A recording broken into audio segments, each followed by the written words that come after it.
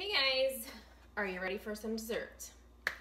Today I am making a cinnamon horchata bark, a fall one. So horchata, if you don't know, is a Mexican rice milk drink. It has cinnamon in it.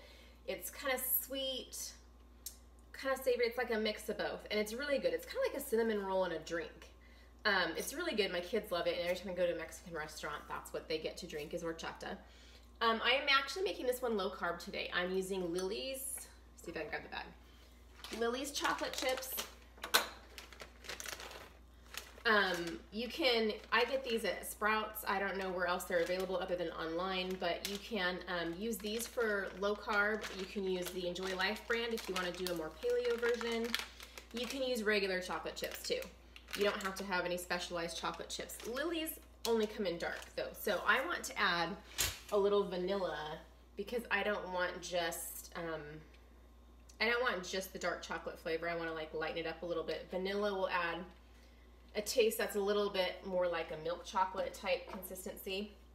I'm also going to toss in a little bit of cinnamon.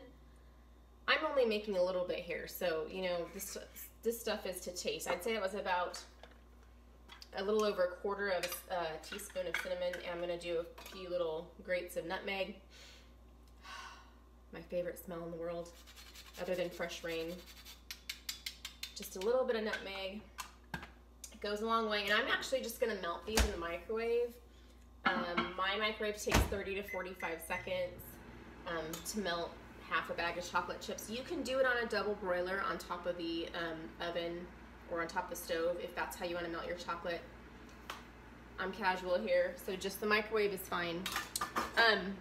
When it comes out and I spread it around, I'm going to be putting on, to make it a little more fall, I'm going to put on these pumpkin spice pumpkin seeds. I got them at Trader Joe's. You can use regular pumpkin seeds, you can use another nut.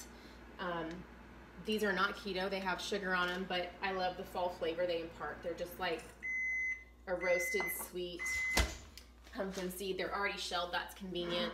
You can also add dried fruit, like dried cranberries, to add another seasonal touch. These just came out of the microwave.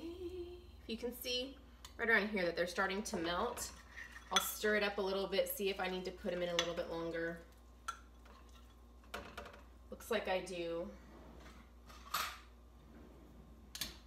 I'll add like another 20 seconds to them. When they come out, you will need to work fairly quickly because the chocolate starts to sit up pretty quick and it gets like almost like a grainy texture. So when it comes out, I'm just going to spread it. I've got on my cookie sheet here, I have one of these little silicone mat things. You can use parchment paper or wax paper if you don't have one of these. Spread it out, you know, that thin bark texture or thinness.